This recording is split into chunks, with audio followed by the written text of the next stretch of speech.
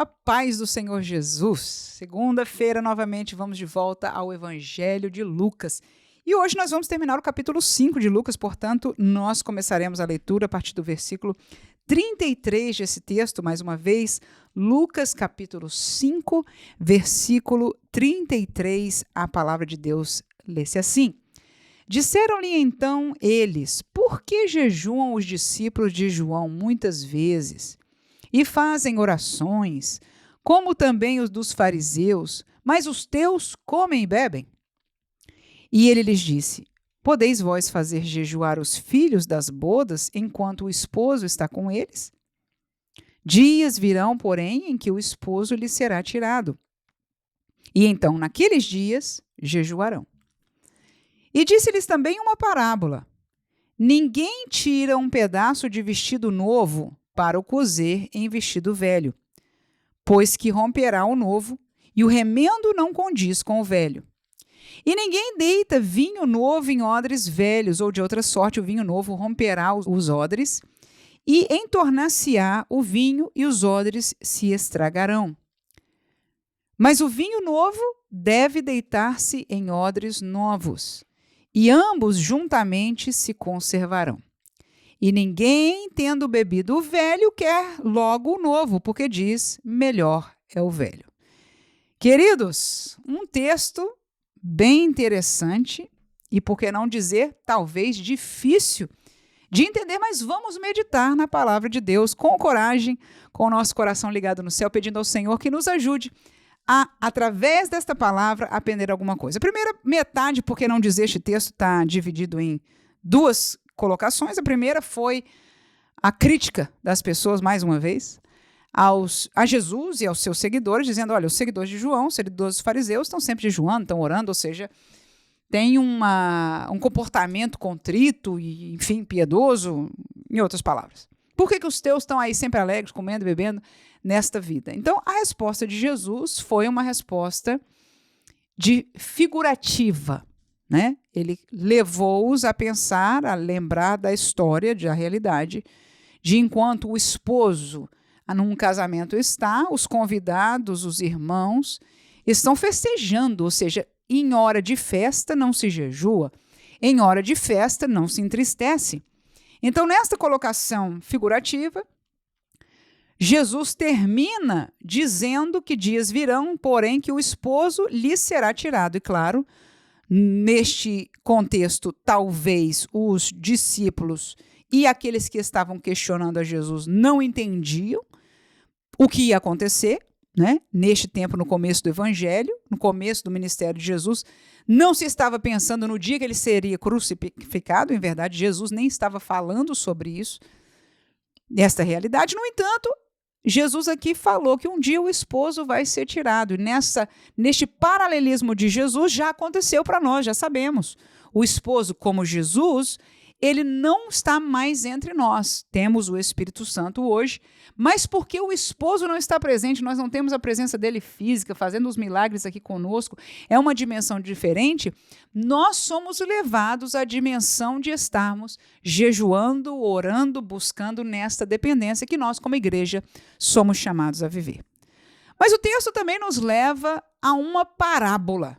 O próprio texto bíblico nós lemos, diz, versículo 36, e disse-lhes também uma parábola. Ora, primeira coisa, o que é uma parábola? Parábola é uma história. É uma história, uma narrativa de figuras naturais do dia a dia das pessoas, que falam de homens, de mulheres, de trabalho, de planta, de etc., né? De coisas naturais, mas que têm um significado espiritual. Quando Jesus fala uma parábola, ele tem uma verdade espiritual para trazer, para ensinar, para que as pessoas entendam, e ele usa a parábola, uma história de coisas naturais, para fazer esta relação, este entendimento, esta figura. Vamos tentar caminhar por essa parábola e ver o que nós podemos usar a Bíblia para aprender dela. Disse Jesus começando dizendo, olha, negócio de pano novo não pode juntar com roupa velha. negócio de pedaço de odre novo, como é que diz? O vinho novo, né? Não se pode colocar em odre velho. A coisa não dá certo de misturar o novo com o velho. Primeira coisa. Depois ele faz duas colocações bem separadas. A primeira é em relação ao novo. Ele diz o seguinte, é o versículo 38. Mas o vinho novo deve deitar-se em odres novos, e ambos juntamente se conservarão. Aí ele faz a outra colocação dos velhos. Ele diz o seguinte: ninguém que bebeu do velho, quer logo o novo, porque diz o velho é melhor. Ora, quando eu olhei para essa passagem, eu levei a minha mente a pensar na realidade daqueles com que ele estava falando, povo de Israel, povo que vivia ainda teologicamente, espiritualmente, a realidade da lei de Moisés, mesmo que em toda a sua falha, mesmo com o tempo do tempo de silêncio, pouca operação de Deus no meio do povo, mas a realidade deles era o testamento da lei. Agora, Jesus está dizendo o seguinte, por uma parábola, ele diz, olha, pode-se tentar misturar o novo com o velho, mas se você tentar, não vai dar certo.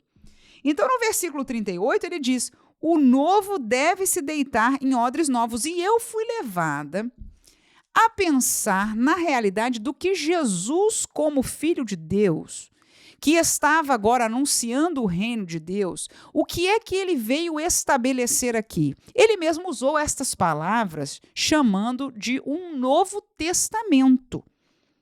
Um novo concerto no meu sangue, que haveria de interromper. Claro que era uma revelação progressiva, claro que a lei foi dada por Deus, claro que haviam cordeiros que eram símbolos do cordeiro perfeito que haveria de vir. No entanto, este novo concerto já não era baseada em leis de pedra, escrita em pedras, mas haveria de ser na lei de Deus escrita no coração dos homens. O que significa? É algo novo, irmãos, queira ou não. Já não era uma base puramente de obediência, tanto legal da lei, como cerimonial, mas era um evangelho, um testamento de transformação. Algo novo.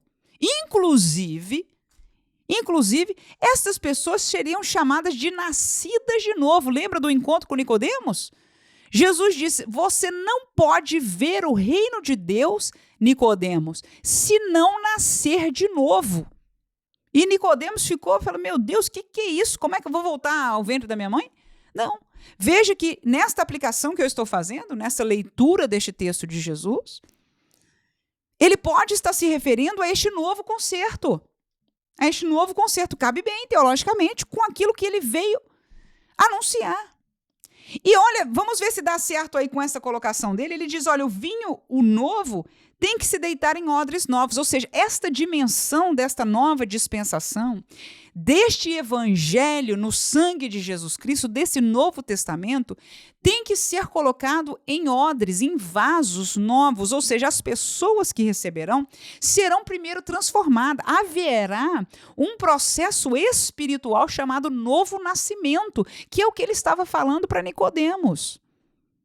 Não vai funcionar na prisão da lei. Você vai ver Paulo explicando isso ao nível mais doutrinário na frente, mas Jesus aqui já está esclarecendo esta realidade, que uma coisa não vai ser adicional, não vai ser uma tentativa de juntar uma coisa com a outra, não. Um vai passar, porque vai ser cumprido em Jesus, e um outro propósito, um novo testamento, uma nova dimensão vai ser levantada, não desfaz da passada, mas é algo completamente novo nessa dimensão que Jesus está usando. Veja, ele está fazendo uma parábola, ou seja, está falando de coisas naturais, de odre, de vinho novo, mas está explicando uma realidade espiritual que é, como eu disse, realidade. Algo que já estava no projeto de Deus, que já era realidade para Deus, e que ele, inclusive, estava ali para cumprir. Termino com o último versículo, que ele diz algo interessante. Ninguém tendo bebido do velho quer logo o novo, porque diz o melhor é o velho. E essa era a realidade que ele vivia com as pessoas que viviam a lei, No que Jesus estava pregando do reino de Deus, quem é que estava querendo, no melhor dos sentidos?